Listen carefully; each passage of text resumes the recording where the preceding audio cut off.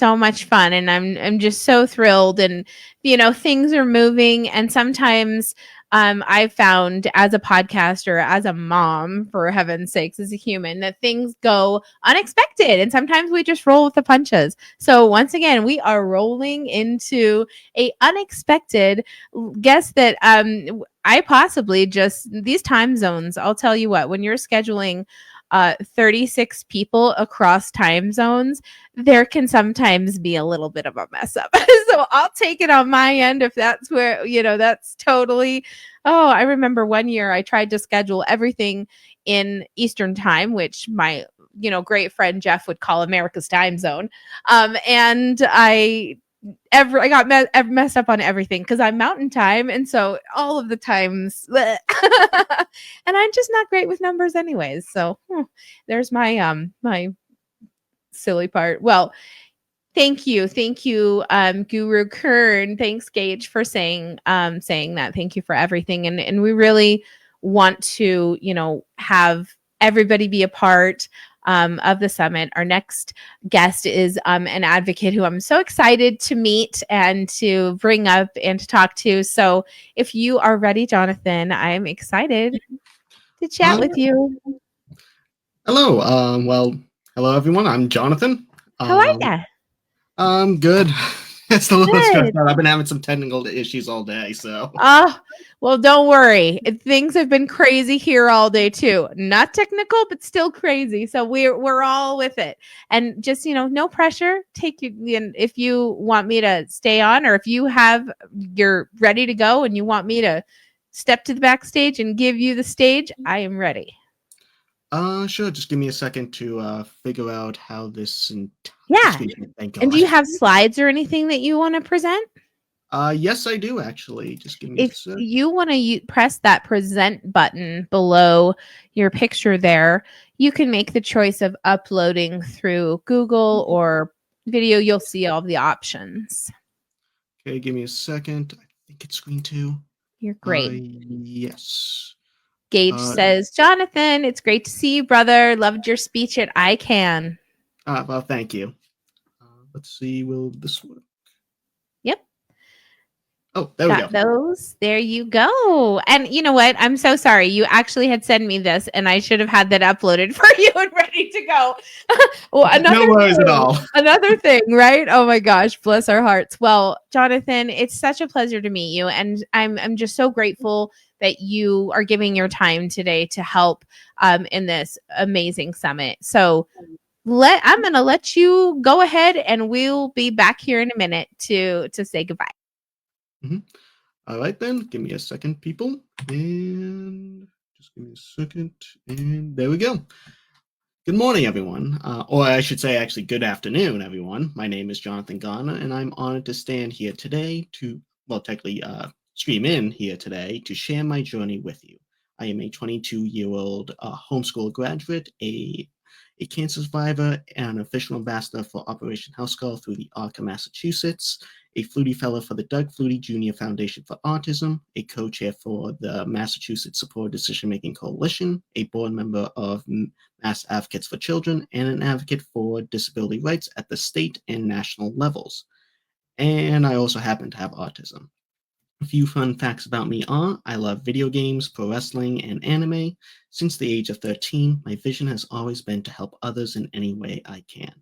Today, I want to talk about resilience in the face of challenges and how important it is to recognize that everyone's voice matters, no matter how someone may communicate.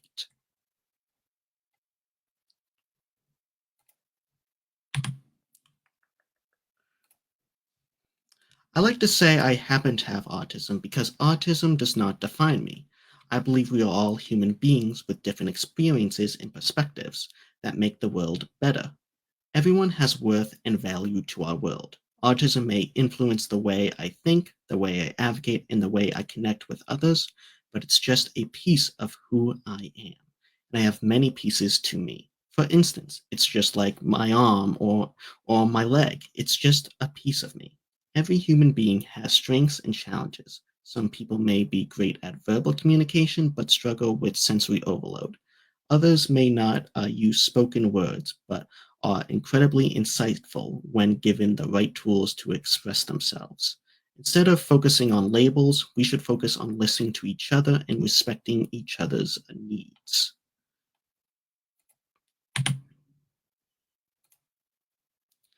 My story started even before I was born. When my mom was pregnant, doctors told her there was no heartbeat. They recommended a procedure that would have ended the pregnancy and ended me. But my mom trusted her instincts and sought a second opinion.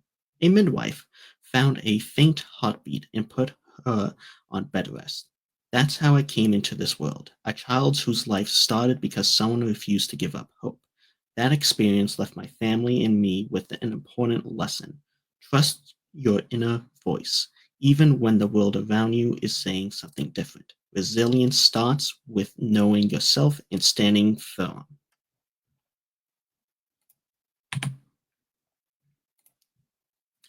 Growing up, my parents noticed I was developing differently from my brother. I had severe colicky, food allergies, and sensory sensitivities. Loud sounds, certain fabrics, and even separation from my parents, especially my mom, felt overwhelming. I was nonverbal until age 5, but my family worked hard to create an environment where I felt safe. My mom's heartbeat, the very first sound I ever heard, became my comfort. She carried me in a baby carrier all day and night so I could feel safe. That connection became my foundation of my sense of security by age 2. I was diagnosed with autism and received early intervention services. These services gave me a head start on communication and life skills. I started school at age 3, and in preschool and first grade, I had a great team who worked with my mom to support me.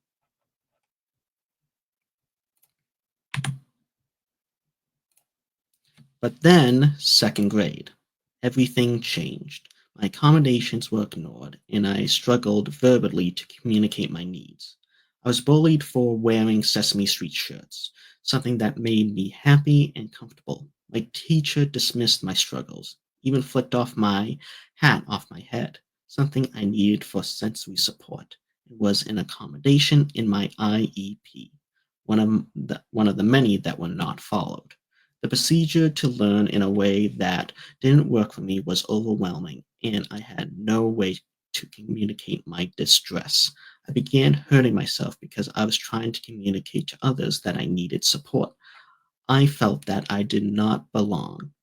Long story short, things got so bad that one day I tried to jump out a window in the classroom. No child should ever feel that way. This is why I serve on the board of Massachusetts Advocates for Children. The organization fights to make sure all barriers, especially kids that are facing barriers, have a fair chance to learn, grow, and thrive.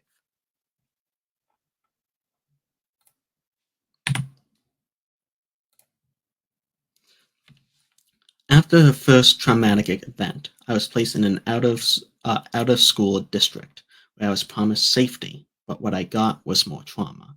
When I became overwhelmed and cried, my teacher would lock me in a timeout room and restrain me. She sat on me, pressing my body to the ground, making me feel like hot lava was burning throughout my body.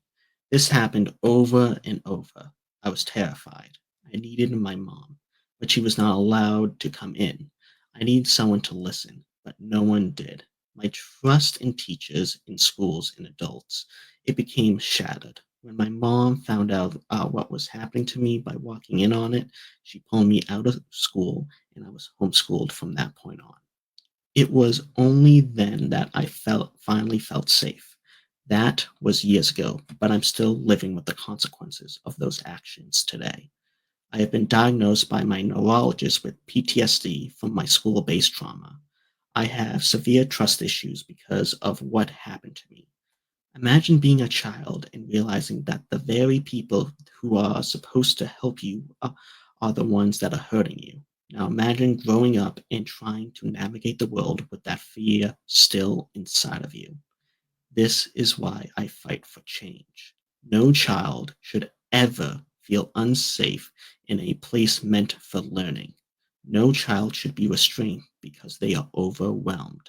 No child should be ignored when they say they are in distress, and no child should carry this trauma into adulthood.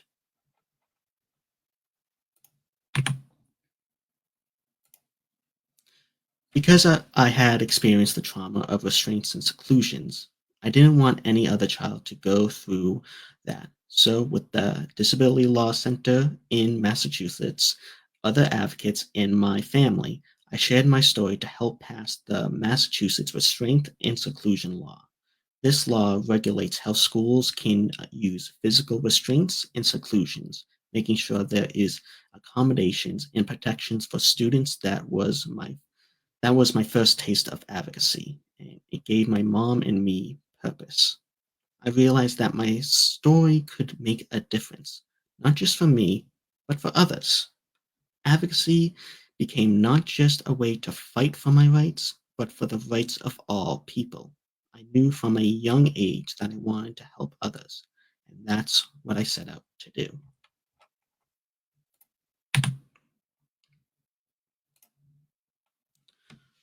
Homeschooling became my safe place to learn. My mom took on the role of my teacher, my advocate, and my rock. We created a learning environment where I could thrive.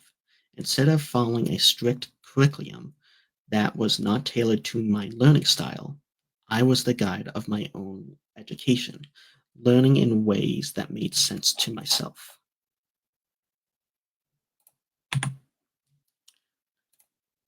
Now we're going to skip ahead a little bit. In 2021, at age 18, my life took another turn. I was diagnosed with Ewing sarcoma, a rare cancer, but the journey to that diagnosis was long. For 5 months, doctors ignored my pain. They assumed my symptoms were because I have autism, not because something was seriously wrong. This is called diagnostic overshadowing. Diagnostic overshadowing happens when doctors see a disability first and dismiss real medical concerns. Many doctors told my mom, not me, the patient, that I should see a psychiatrist instead of looking deeper into my pain. They didn't take me seriously. Finally, one doctor listened and she said, I do not know what's wrong with you, but I'm going to find out. And that's when I discovered my tumor.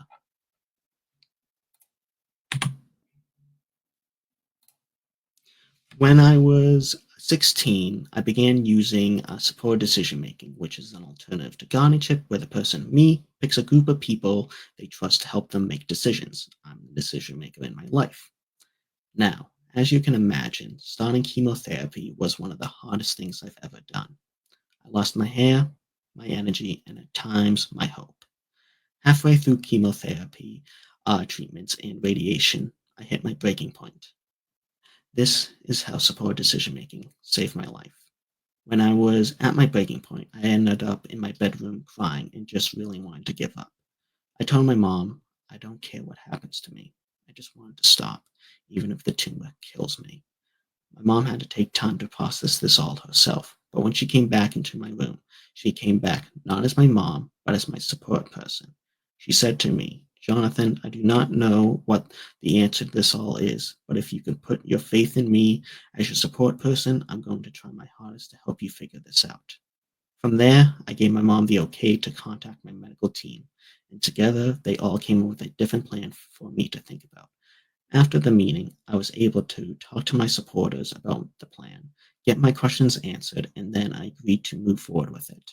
The plan ultimately saved my life while also taking care of my mental health at the same time, thanks to support decision making. Support decision making truly makes me feel involved with my life. It provided me with choices about when and how I was going to receive my cancer treatments. Because of support decision making, I was able to let my body and voice guide me with the help of my supporters. If I was not able to pick my supporters during my cancer treatments, I would just be a shell of myself now, if I even survived. This experience showed me the power of self advocacy in healthcare. People with disabilities deserve to be heard and respected in medical situations and settings. That's why I continue to advocate for support decision making to become law in Massachusetts.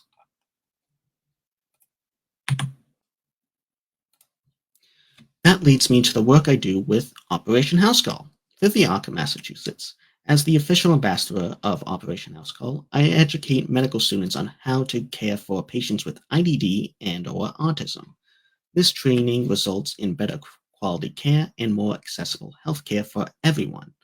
I feel so strongly that when a person that may happen to have a disability comes into the hospital and may present with a so-called behavior, that everyone needs to understand that people have behaviors because they're trying to communicate something. Everyone, regardless of disabilities or behaviors, deserves respectful and appropriate medical care. I believe that the future of healthcare will be shaped by programs like Operation House Call. When healthcare providers are educated about disabilities, they are better equipped to provide the care that people with IDD and or autism need. They learn to see us as people first, not just diagnosists. And that changes everything and can save lives. And I don't just want to share my story, I want to mentor other self advocates to become co teachers. I believe that the best way to learn, for doctors to learn, is through us sharing our real lived experiences.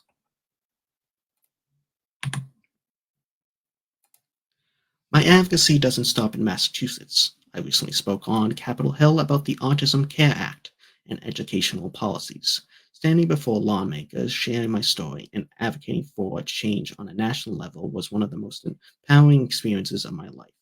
I also advocated for police training for individuals with autism and/or IDD. If police better understood autism, they could respond more effectively in emergencies, potentially saving lives. Just last week, a boy named Victor, who was 17 years old and happened to have autism and severe low palsy, was shot and killed. He didn't speak and he walked differently. Police shot him because they didn't understand his disability. With the right training, they could have slowed down, stayed calm, and saved his life. This is not okay.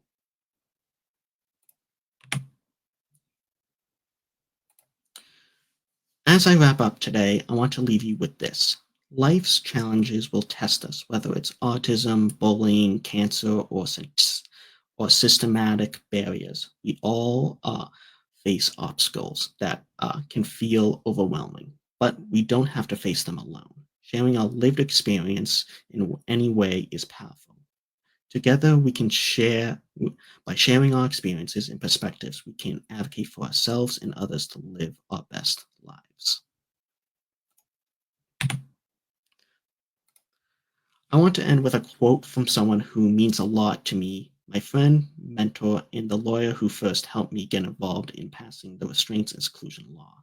He once told me, when we all work together, our voices can be powerful and significant. That message has stayed with me, and it's something I believe with all my heart. When we all come together, when we lift each other up, we don't just make noise, we create real, lasting change. Thank you. Jonathan, that was so beautiful. Thank you. I want to go over to the comment section because some comments were coming in when you were giving your presentation, and I can't thank you enough for sharing your story, but I'll tell you that comment in a minute. But Viviana said, I love the way of saying I happen to have autism. And I think showing people different perspectives is so valuable. And just like that last quote, I mean, I was just had chills because that's what this is all about. That's what this summit is all about. Let's get together. When we're together, our voices are louder, they're more movement, it's stronger, and, hopefully we can really make a difference. Jen said, thank you, Jonathan, for being so vulnerable. Your stories will help others. And I couldn't agree more. I mean, you need to just keep sharing your story because it's truly amazing. You're amazing. And Nancy is a I great agree mom. with this comment very much. Love that. Thank you, Nancy, for all of the work you did to help and communicating. And I just, everybody, works as a team, everything goes great. So Maureen says, way to go, Jonathan. And we have Steph that also says, thank you, Jonathan. So lots of great comments and support in the comment section. And just to prove that, you know, what you're doing is so valuable. And we all want to just root for you and support you supporting yourself. I think it's incredible. Well, that a time note, I appreciate all the kind words that everybody's been sending. I'll probably be looking through the comments in a second or so, Yeah, but absolutely. but yeah, though, truly, thank you all, and I'm just one of many people that are just trying to just live our best lives, and well, this is just what led me to this, I guess. Absolutely. Oh my gosh, you couldn't have said it better. Thank you so much, Jonathan. And please, you know, join us for the rest of the summit and supporting the rest of the speakers and the advocates later this afternoon. And we'll definitely be in touch with you guys and talk to you soon. Thank you. Thank Bye. you again for having me. Bye.